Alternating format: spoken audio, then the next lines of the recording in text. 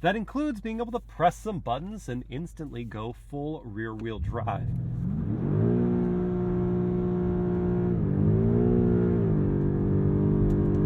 Hey crew, I've got the key to that 23 BMW M5 Competition. We are going to take it for a drive, but first, let's check out how it looks on the inside and outside. Real quick, I do want to thank BMW eyewear for sponsoring this video, and rest assured that will not influence my impressions of this car right here. Second thing I'll say is that for the 23 model year, there are only packaging, exterior, and interior color changes, no styling updates because we're expecting an all-new M5 for the 25 model year. So that means up front, we're looking at a gloss black grille in that familiar kidney shape. Please don't mess with that BMW. M5 Competition badge here. Projector LED headlights with LED DRLs and turn signals. That's above some functional ventilation at the corners and a functional front air dam. This paint job is called Aegean Blue Metallic. And guys, hands down, this is the best color BMW offers for this car.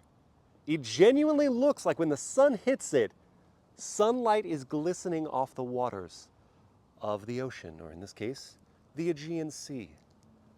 At the side, we find a set of 20-inch lightweight alloy wheels wrapped in Pirelli P0 tires, 275 section front and 285 at the rear. And within those wheels, the gold-painted calipers designate the optional carbon ceramic brakes. There's an M Competition badge here, aerodynamic door mirrors in gloss black to match the gloss black for the window trim. Competition models get this carbon fiber roof to help lower that center of gravity. Stepping back to look at the profile, there is a nice dash to axle ratio with a cab rearward design. Sits well on those wheels, and there's a strong character line running from the front axle all the way to the back, where we find milky LED taillight designs and turn signals. There's a gloss black lip spoiler, an M5 Competition badge here off to the right, gloss black for the diffuser, and black tipped quad exhaust system. I think the M5 Competition kind of perfectly toes that line between luxury and performance, though I wouldn't say no to more standard carbon fiber. My question for you is whether this is the best looking M5 generation yet, or if it was one of the predecessors. Let me know in the comments, and let's check out the interior. Opening up and looking inside at this Aragon brown full merino leather interior. What a color combo. That with the blue exterior, come on. The full merino leather is an optional upgrade. The tricolor stitch seatbelts are standard with the Competition model. Strip of black leather here, perforated. Rear heated seats with the executive package. Sunshades are standard with the Competition model. Black leather is up top. We get this textured metal looking trim, but it is plastic. Standard Harman Kardon sound system. More of that brown leather in the middle, and then injection molding down low. Standard one-touch up-down windows, and those M tread plates. Sliding in behind my own seat at 6 feet tall. I've got a decent amount of knee room, seat backs injection molded, map pocket, good sized foot pockets to slide my feet under. Thigh support is okay. Headroom is very good though. So with my head back on that headrest, I've got plenty of room, and that's underneath this suede wrapped headliner. In the middle, we've got a 4-zone climate control system, 2 USB-C ports, DC outlet, and a larger drive shaft hump. So see if I can get over that into the middle seat. I can, and I fit with headroom. So you could put 3 full-size adults in the second row. But if you don't have that situation, then there's an armrest that comes down with deploying cup holders and a leather armrest. Not missing much in the back seats. Let's go to the front now. Wait, before we listen to the door close noise, I forgot to mention, look how wide these chairs are. They go from there to there, such that if you're in the back seat, you have to lean over really far to actually see what's going on in the front. Now, for that door close noise, very solid thud.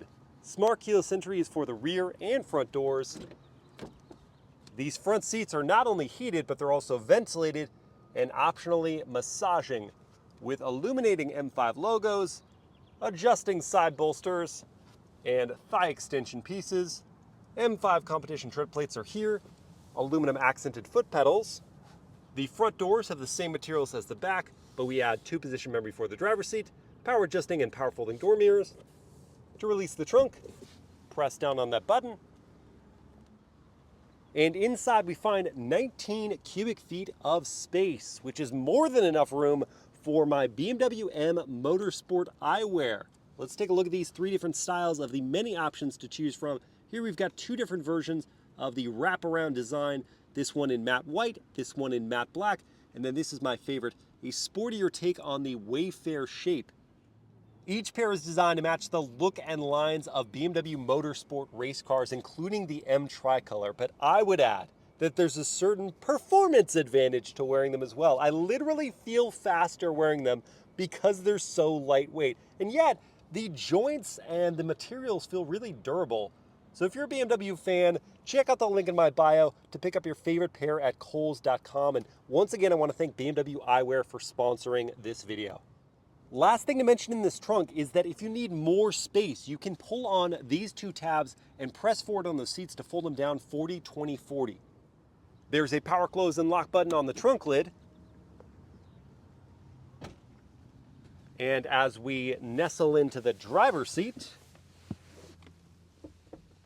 we find a heated leather wrap steering wheel with a tricolor stitched on the inside. The thickness of the wheel is really nice in the hands. The paddle shifters on the back, though, not so much.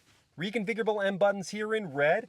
Digital instrument cluster with some reconfigurations via the BC button on the stock. Head-up display.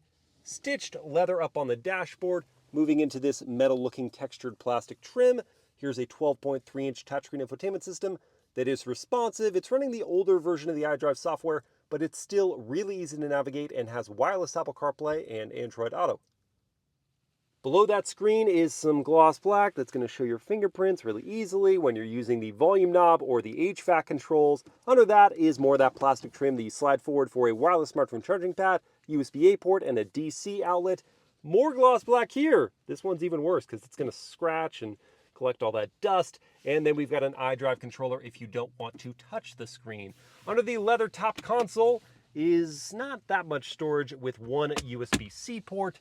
Your visibility is fantastic. And we've got standard blind spot monitoring with rear cross traffic. Love the colors and space in this cabin. The technology may not be the latest and greatest from BMW, but it's still solid. The one critique really I have is the use of some materials. 1, the gloss black, but 2, I think that these textured metal plastic pieces really should be carbon fiber in the M5 Competition. Just me. All right, let's take this vehicle for a drive.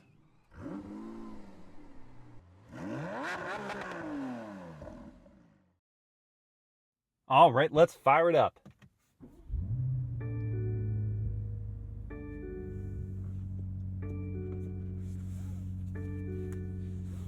It's a deep rumble from that V8. We hear those familiar BMW chimes, and what's cool about the M5 Competition is that it doesn't have a soft limiter, so you can sit here in park and just rev it out and hear incredible pops and bangs from that competition spec exhaust. Listen to this clip. It's so good, isn't it? Love that. Soft limiters kill all the fun. Okay, so let's hit the setup button and see that we've got the engine and efficient, the chassis and steering and comfort, and the all-wheel drive system locked in all-wheel drive. No rear drive setup for right now. Move over and left with the gear selector. That brings up a high-resolution backup camera with trajectory lines. I get the bird's eye view off here to the side. We can go to a 3D projection and scan around the exterior of the vehicle, which is not in the same blue color as our test vehicle. What are you doing? And then we can also use the backup assist function, which will operate the throttle and steering and back us up in the same path we took to get into the space.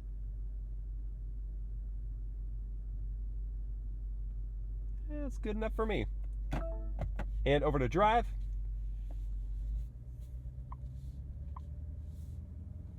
And we'll kick things off as per usual with a turning radius test. Bring up the camera system and crank that wheel.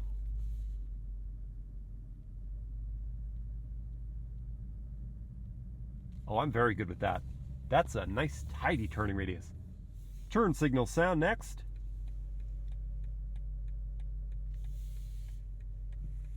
Gentle. I dig it. And what about the world-famous horn test? Ooh. So delicate. Now let's talk about the powertrain, which is not delicate at all. 4.4-liter twin turbocharged V8 that makes 617 horsepower in the competition spec. That's 17 more horsepower than the standard M5, and it makes the same 553 pound-feet of torque. That is routed through a torque converter 8-speed automatic gearbox and sent to all 4 tires via a variable all-wheel drive system. So you can't have it locked in just rear drive. You can have it in all-wheel drive, or you can have it in a adjustable setting where it's in all-wheel drive, but it biases the rear tires and brings in those front tires for grip when needed. Here in the comfort calibration, or rather efficient calibration of the engine, the M5 Competition still gets you quickly up to speed. Those shifts are buttery and imperceptible in the background. Now, unlike something like a Hellcat, where you can set it to only operate in 500 horsepower configuration, you're always getting that 617 horses. So even though the throttle response is a little lazier, this thing is never slow. The ride quality on these adaptive dampers is firm. They have softened it somewhat compared to the 21 version of the M5 Competition I drove most recently. Love that brake pedal, very easy to modulate, but it's still tight. And so as you go over blemishes in the road, you do kind of bound over them. And if it's something particularly egregious, like a pothole, you will absolutely hear it. And so you feel always a little bit on edge as a driver in anticipating discomfort when you see something nasty in the road ahead. Thankfully, the seats are highly adjustable. I found a great driving position for myself, brought in those side bolsters, extended the thigh extensions, and the padding is just right. Not overly supple, not too firm though. Now we need to see if the M5 Competition is quick to 60 with a real-world 0 to 60 test next. For that, I've got my race box set up here, and then I can either go into the setup screen and put us in 4-wheel drive sport, shift logic 3, and turn off traction control, or I can just have all of those settings configured in one of my M buttons, as I've done. So to activate launch control, I'm just going to hold my foot hard on the brake, pin the throttle, build up the revs, and let go of the brake. Here it goes.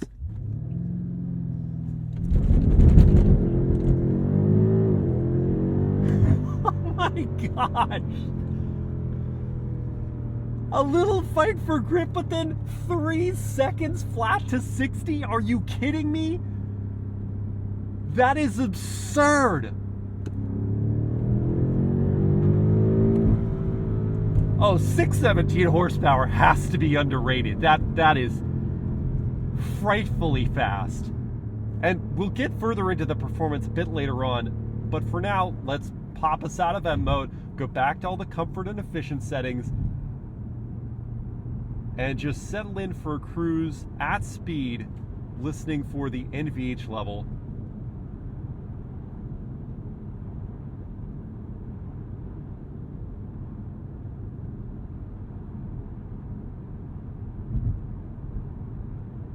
Which, apart from the bumps, as I mentioned before, is so very mellow. This is a true executive class sedan. You don't need to drive the M5 Competition hard to enjoy it, but that's not going to stop me from driving it hard anyway. So let's jump to the performance segment of this review next. All right, we've made it out here to our fun road, and now we need to change up some settings.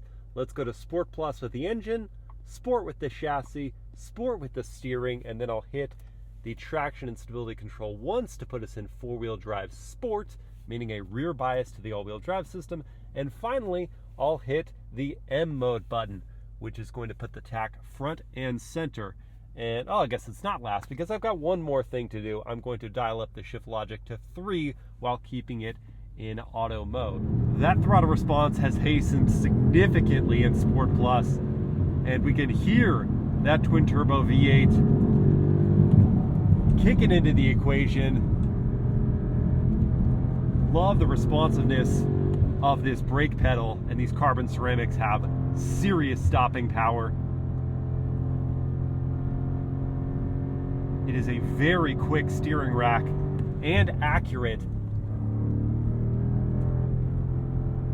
Good resistance, not brimming with communication. Oh my gosh, this motor.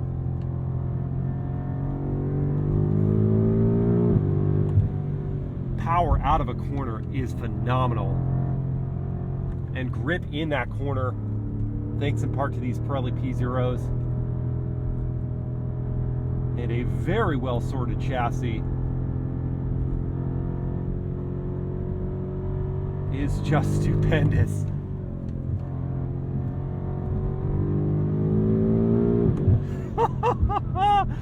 Oh my gosh, you just sprint between corners.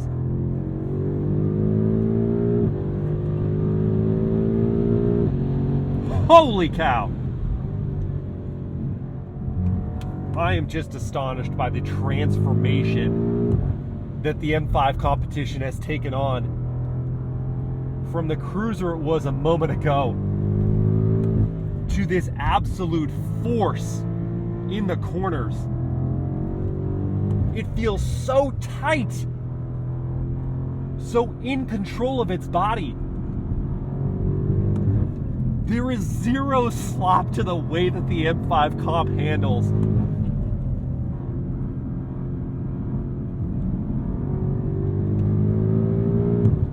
My goodness.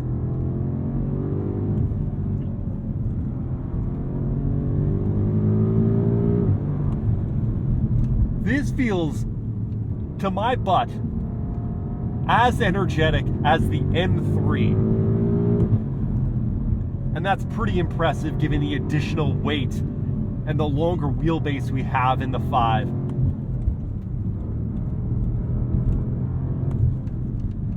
It is filling me with confidence to attack these corners and know it's going to come out the other side on its feet.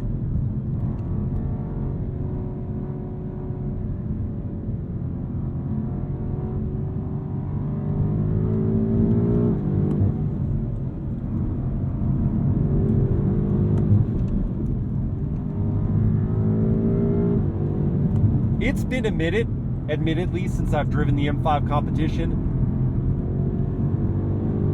but I do not remember it being this good. This is wonderful to drive.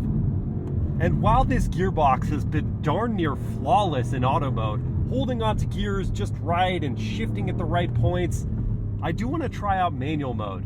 So I'm going to move the gear selector over right and activate these plastic-backed paddles with not a lot of trouble. Oh, did you hear that overrun though? Hang on, one more time. Oh.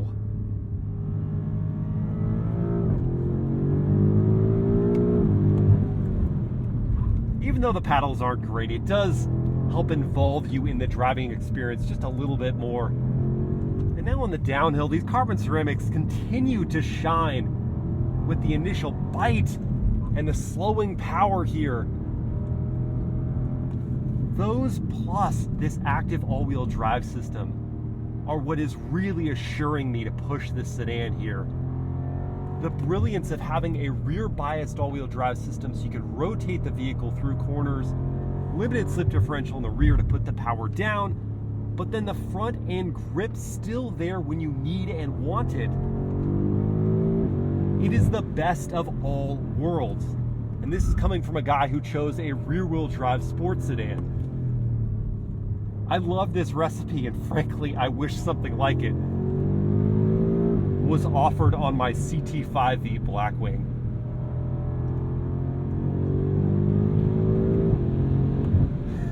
Oh my gosh. It is a monster in a straight line and a menace in a corner, with performance that is so approachable and yet with limits that are lofty. This is a wild balancing act that BMW's M Division pulls off flawlessly.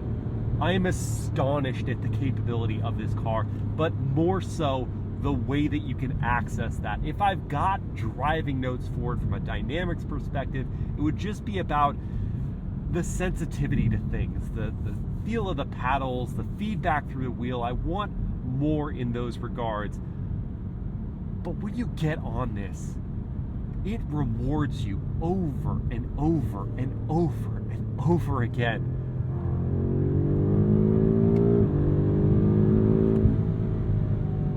Demonstrating the breadth of its capability with every new environment that you put it in.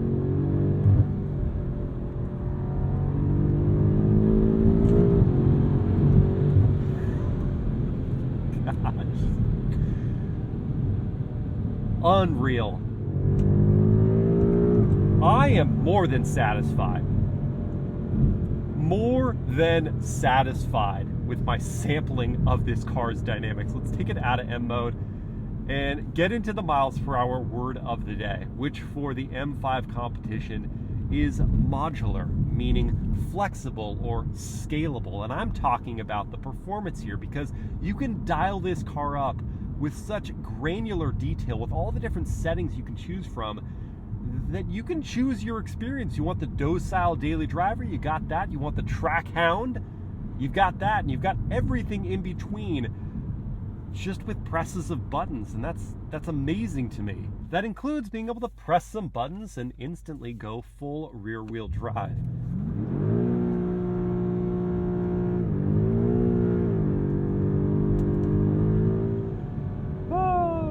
Okay, shenanigans aside now, before we talk pricing and competition, let's go over the fuel economy and top speed for this M5 Competition. Fuel economy, 15 mpg in the city, 21 on the highway, and 17 combined. At the top speed, it's 190 miles per hour. The starting figure for the non-competition grade M5 is about $112,000. If you want the competition model, it's now a package, and that's about $5,500 on top of that, so $117,500 is our total. And this vehicle, as tested, is around $138,000. And as we go over competitors, I'm going to activate the adaptive cruise control and steering assist function, which works magnificently in this vehicle. This is not the latest and greatest from BMW, so you don't have things like lane change assist, and you can't keep your hands off the wheel at highway speeds. It wants you to keep checking in. I just do this to demonstrate how cleanly it stays in the lines of your lane. Wonderful. Okay, so competitors. They include vehicles like the Mercedes-AMG E63S that starts around $114,000. It makes 603 horsepower, gets to 60 in a tie with this at 3.0 seconds, has a top speed 4 miles per hour less than this at 186 miles per hour, and has one more combined MPG at 18.